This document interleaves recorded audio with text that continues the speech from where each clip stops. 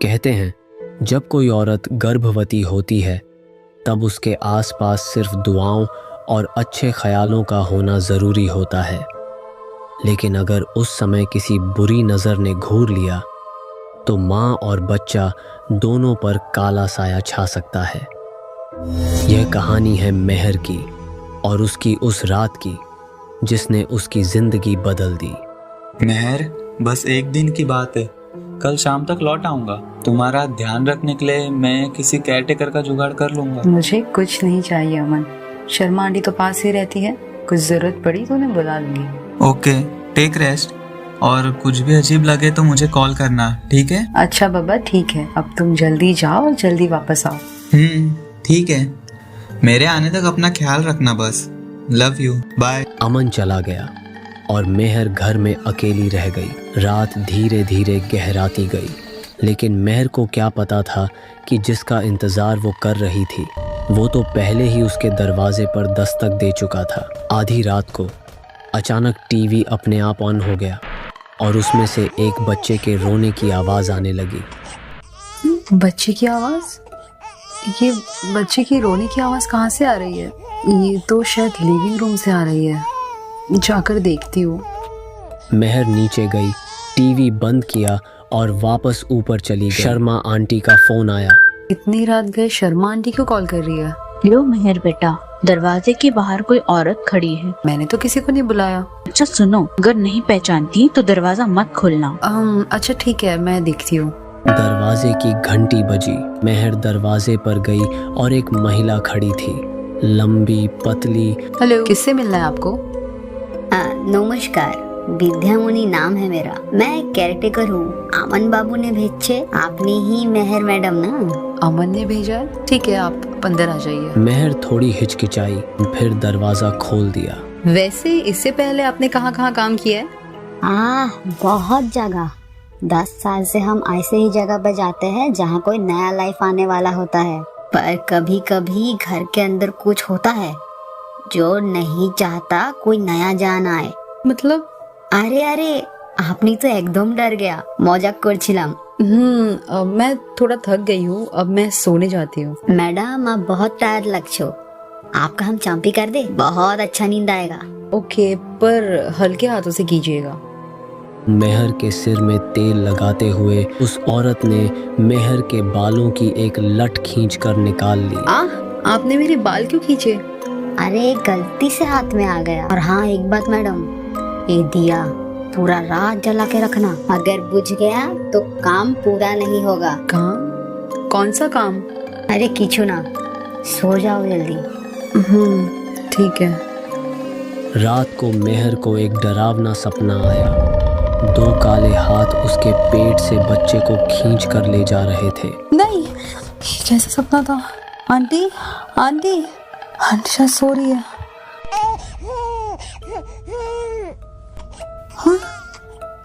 बच्चे की रोने की आवाज। ये टीवी फिर से कैसे ऑन हो गया? जाकर देखती हूँ। मेहर नीचे गई, टीवी बंद किया।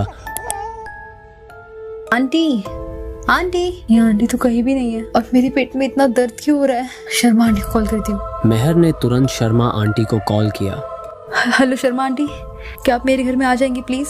हाँ बेटा बोल, परेशान क्यों लग रही है? कुछ हुआ है क्या? आंटी प्लीज जल्दी से आ जाइए, मुझे बहुत डर लग रहा है। अच्छा रुक, मैं अभी आती हूँ। शर्मा आंटी, थैंक गॉड आप आ गए। पता नहीं क्या हो रहा है, मेरे पेट में बहुत ज्यादा दर्द हो रहा है, और वो विद्यामणि आंटी भी कहीं नजर नहीं आ रही। अच्छा, वो औरत जानती है तू उसे? हाँ आंटी, वो कह रही थी कि वो केयरटेकर है। वो तो कह रही थी कि उन्हें अमन ने भेजा है। केयरटेकर थी तो कहीं गायब हो गई वो अचानक? पता नहीं वो कहाँ गायब हो गई। परेशान मत हो बेटा, एक काम कर, तुम अभी अमन को कॉल करो और पूछो क्या उसने किसी केयरटेकर को भेजा था। हाँ सही कह रही हैं आप, मैं अमन को कॉल करके पूछती हूँ। हेलो अमन। हाँ, कहाँ तक पहुँचे आप? बस रास्ते में हूँ। ये पूछना था कि आपने केयरटेकर का कुछ देखा था क्या? नहीं, मैंने तो कोई केयरटेकर नहीं भेजी। ओह, क्यों, कुछ हुआ है क्या? नहीं, मैं ठीक हूँ, मैं आपको बाद में कॉल करती हूँ। Bye, take care. नहीं आंटी, अमन को तो इस बारे में कुछ भी नहीं पता। सुन, तू घबरा मत, पहले घर के अंदर चल, मुझे ये बता उसने क्या क्या किया तेरे साथ। थोड़ी सी अजीब थी। वो कुछ भी बोले जा रही थी, बच्चे चले जाते हैं, गायब हो जाते हैं। और हाँ, उन्होंने मेरी चंपी भी की थी, लेकिन तब भी वो कुछ बोल रही थी और कोई मंत्र पढ़ रही थी, और फिर उन्होंने मेरे बाल भी निकाल लिए। ये पक्का कोई तांत्रिक थी जो तेरे पास आई थी तेरे बच्चे को ले जाने। लेकिन इस तांत्रिक को तेरी प्रेगनेंसी के बारे में खबर किसने दी होगी? पता नहीं आंटी। अच्छा, क्या कोई तेरे घर परिवार में ऐसा है जो तुझसे जलता हो? पता नहीं, मुझे कुछ भी याद नहीं, मुझे बस डर लग रहा है। अरे बेटा, थोड़ा ध्यान से सोच और बता, ऐसा कोई है किसको बच्चा ना हुआ हो? मेहर सोच में पड़ गई और बोली, हाँ, एक बुआ जी हैं जिनका कोई बच्चा नहीं है। बुआ जी तो कुछ दिन पहले ही मुझसे मिलने आई थी, और उन्होंने फिर मुझे नया टीवी भी गिफ्ट किया है। फिर बुआ जी, ये सब की क्या जरूरत थी? अरे मारे लाडो को बच्चा होने को है, ये खुशी मारे नसीब में तो कभी ना आई, पर थारी खुशी में खुश रहना सीख लिया है मन ने। पसंद आयो ना थारे को लाडो। अब मुझे सारी बात समझ में आ गई। तेरी बुआ ने तेरे को बांध दी है। क्या कोक बांधी? पर आंटी वो ऐसा क्यों करेंगी? वो तो मुझसे बहुत प्यार करती है।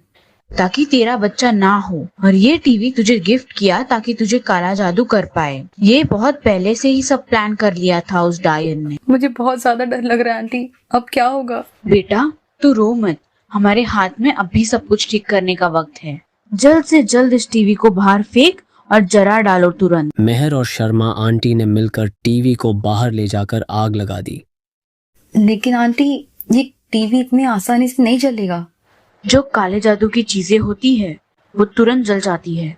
ले बेटा और जला दे इस टीवी को। हाँ ठीक है।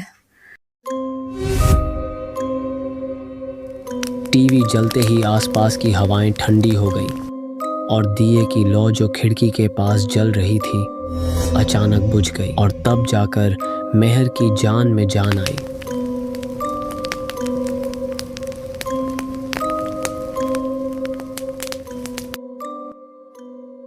इसी तरह की और भी कहानियाँ सुनने और देखने के लिए हमारे चैनल को सब्सक्राइब करें। और अगर आप चाहते हैं कि अगली कहानी आप पर बने तो हमें इंस्टा पे फॉलो करें और वहाँ अपनी कहानी बताएं। मिलते रहेंगे अगले हफ्ते।